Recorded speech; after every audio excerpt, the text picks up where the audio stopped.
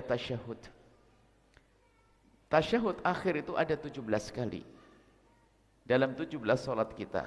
Nanti ada tasyahud awal yang dikatakan sebagai satu kesunahan. Akan tapi pun kita juga membaca, berarti lebih dari 17 kali.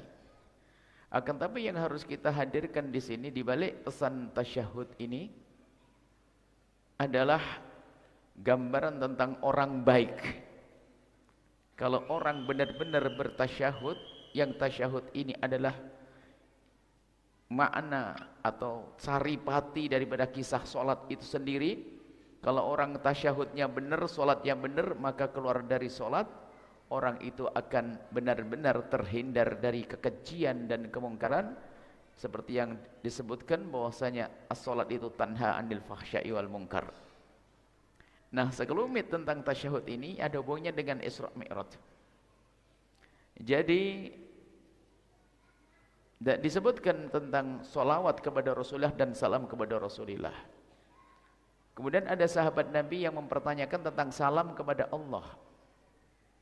Lalu baginda menyebutkan salam kepada Allah bukan assalamualaikum ya Allah, sebab Allah adalah assalam. Masa assalam kepadamu wahai assalam? Maka Allah memberikan wahyu kepada baginda Nabi untuk mengajarkan kepada umat untuk bersalam kepada Allah, berdamai dengan Allah, membuat kedamaian dengan Allah. Lalu diajarkan dalam tasyahud bunyinya at-tahiyyatu, yang makna at-tahiyyat adalah salam.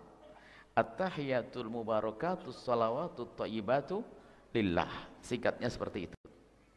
Jadi itu salamnya seorang hamba kepada Allah. Maka di saat kita melakukan salat, hendaknya kita menyadari betul bahwasanya saat itu kita menyanjung Allah, kita dengan Allah, yang dimulai dengan Allahu Akbar, mengagungkan Allah. Kemudian di dalam tasyahud kita sambung dengan Allah, berdamai dengan Allah. Tentunya ini harus kita kembangkan di luar salat.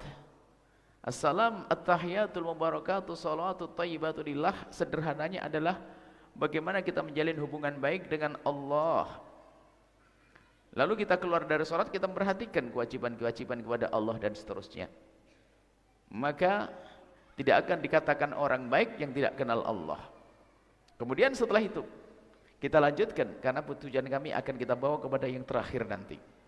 Setelah orang baik kepada Allah, oh katanya rajin ibadah, rajin sholat, tapi kalau tasyahudnya berhenti sampai di situ, at-tahiyatul mubarakatuh salawatut thayyibatu lillah, sampai di situ, maka ketahuilah tidak sempurna, tidak benar salatnya. Dia harus melanjutkan, kemudian mengucapkan assalamu alayka ayyuhan nabiyyu wa rahmatullahi wa barakatuh.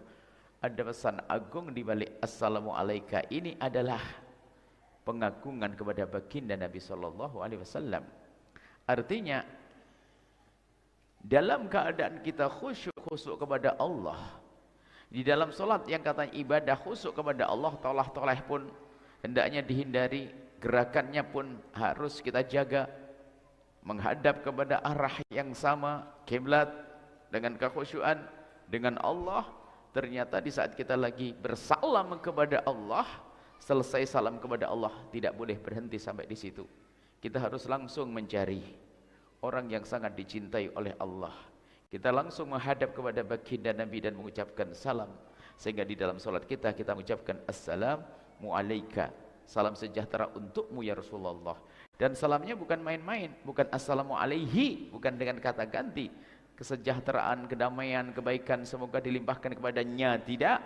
Tapi seolah-olah kita berhadapan dengan baginda Nabi. Assalamu alayka ayyuhan nabiyyu wa rahmatullahi wa barakatuh. Assalamu alayka. Maka setelah kita dengan Allah, tanyakan urusanmu dengan Nabi Muhammad seperti apa. Ini akhlak dari Nabi, perlu pembahasan yang khusus, yang biasanya para ulama membahas di bulan Maulid. Padahal pembahasan itu tidak harus di bulan Maulid, kapanpun harus melatih, membiasakan kedekatan kita dengan Nabi Muhammad SAW, dengan berselawat yang banyak, mengikuti Nabi, menyadari kebiasaan-kebiasaan. Ini pembahasan khusus. Sekarang tanyakan kepada diri sendiri dan tidak perlu dijawab hari ini. Berapa banyak solawat yang engkau baca, hai hamba Allah yang mengaku cinta kepada Rasulullah. Kemudian, kalau seandainya kita menjawab 1000 atau 300, minimal deh 300 pagi 100, yang 100 sore 100.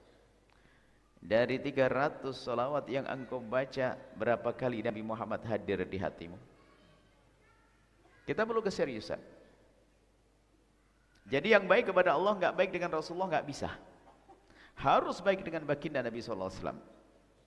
Kemudian, tidak boleh kita sampai di sini tasyahud. Lah ini kan kita masuki medan yang lebih dahsyat lagi, yang lebih pelik lagi. Sebab urusan dengan Allah Maha Kasih, urusan dengan Nabi Muhammad Ar-Raufur Rahim yang penuh kasih. Setelah itu kita akan berurusan dengan selain Allah dan Rasulnya. Sehingga di dalam tasyahud setelah kita mengucapkan at-tahiyatul mubarakatuh salatu thayyibatulillah, kemudian assalamu alayka ayuhan nabi wa rahmatullahi wabarakatuh, kita mengucapkan assalamu alayna. Ini akan kita masuki medan yang dahsyat. Assalamu alayna adalah mengucapkan salam yang maknanya permohonan kepada Allah, semoga Allah memberikan kedamaian, kebaikan kepada kami semuanya. Ini adalah ilmu membersihkan hati. Kalau memang orang kenal Allah dan Rasulullah, dia harus bisa assalamu alayna. Dan assalamu alayna ini kalau kita sadari, bereslah segala penyakit hati, permusuhan yang terjadi saat ini. Sebab makna assalamu alayna adalah ya Allah, assalamu limpahkan kedamaian, kesejahteraan, kebaikan alayna kepada kami semua ini. Tidak ada pengecualiannya.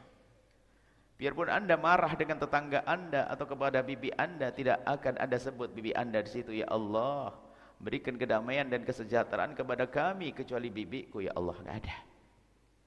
Sebetulnya kalau Anda sadar itu ilmu pembersih hati yang beberapa waktu yang lalu kita hadirkan, biasakan diri kita mendoakan saudara-saudari kita. Jangan biasa mencaci dan mengolok. Ini adalah kunci kedamaian, kunci kebahagiaan, kunci kebaikan. Tidak biasa mengutuk, tidak biasa mencaci, akan tapi justru sebaliknya, kita biasa mendoakan dengan doa-doa kebaikan. Mendoakan dengan doa-doa kebaikan yang sesungguhnya kita telah mendoakan mereka. Itu tanpa terkecuali orang yang pinjam duit tidak kembali-kembali, orang yang memfitnah kita, orang yang menggunjing kita, orang yang mengganggu kita pun ternyata masuk di dalam assalamu alayna wa ala ibadillahi sholihin. Ya Allah, berikan kedamaian, kesejahteraan kepada kami dan kepada hamba-hamba yang soleh. Ini ilmu membersih hati. Dan dari sinilah kehidupan kita akan indah. Kita mulai penerapannya. Sehingga kalau orang menyadari dengan assalamu alayna, sudah menata hati, kemudian dia akan keluar dari sholat. Yang keluar dari sholat itu artinya setelah itu kita akan bertemu dengan anak, istri, keluarga, tetangga, dan seterusnya. Maka ternyata bacaan yang harus kita baca di saat kita keluar dari sholat itu bukan la ilaha illallah, bukan subhanallah, padahal zikir banyak. Ada la ilaha illallah, coba. Bukan subhanallah, tapi Allah pilihkan apa yang kita baca adalah assalamu alaikum. Kita harus faham makna daripada sir assalamu alaikum. Assalamu alaikum. Makna assalamu alaikum adalah memohon kepada Allah agar Allah memberikan salam kedamaian.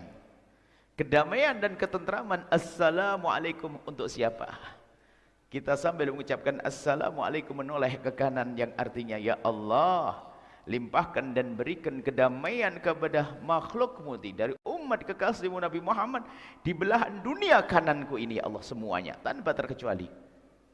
Kemudian assalamualaikum belahan dunia di kiriku, ya Allah, semuanya. Yang makna lebih dalam lagi adalah ya Allah, aku saat ini denganmu, dan setelah ini aku akan keluar dari sholat dan aku akan berurusan dengan orang-orang itu, ya Allah. Aku ingin memulai urusanku dengan mereka dengan assalamualaikum.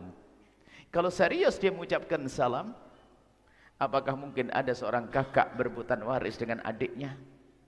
Apakah mungkin seorang suami tiba-tiba kejam kepada istrinya? Apakah mungkin seorang istri tiba-tiba suka mencaci suaminya? Apakah ada orang mutus tali persaudaraan setelah ini? Apakah ada orang menipu umat Nabi Muhammad setelah itu? Kalau sholatnya benar dan dia menyadari apa yang dibaca, maka betul-betul sholat itu akan tanha anil fahsya'i wal munkar, akan menghentikan dari kekejian dan kemungkaran. Baik, ini yang akan kita perjelas saat ini. Cuman kita tidak mungkin membahas semuanya. Manusia yang kita salami tadi bermacam-macam model. Bermacam-macam model. Ada ibunda, ada ayahanda, ada suami, ada istri di situ, ada anak, ada pembantu, ada tetangga, ada pejabat, ada rakyat, macam-macam manusia. Dan itu semuanya perlu pembahasan khusus agar kita sadar bahwasanya kita harus baik-baik dengan mereka. Sehingga nanti ada pendidikan akhlak, bagaimana berbakti pada orang tua, bagaimana silaturahmi dengan saudara. Dan pada saat ini assalamualaikum kita akan kita fokuskan kepada satu markas, satu sentral kehidupan semuanya ini. Dan yang sangat penting, kalau orang lupa dengan sentral ini maka semuanya akan berantakan. Itulah yang disebut Nabi dengan keluarga ahli. Maka assalamualaikum kita hari ini salam kepada keluarga kita. Kalau anda seorang istri, bayangkan salammu adalah kepada suamimu. Kenapa suka cemberut kepada dia? Kalau engkau adalah seorang suami, salammu kepada istri. Kenapa sering marah-marah tidak jelas? Assalamualaikum kita saat ini adalah kita khususkan dengan sentral masyarakat ini. Jadi kalau masyarakat segede apapun bermula dari keluarga. Yang baginda Nabi menyebutkan khairukum khairukum li ahlihi wa ana khairukum li ahli. Sebaik-baik kalian adalah orang yang baik kepada keluarganya dan aku adalah orang yang paling baik kepada keluargaku.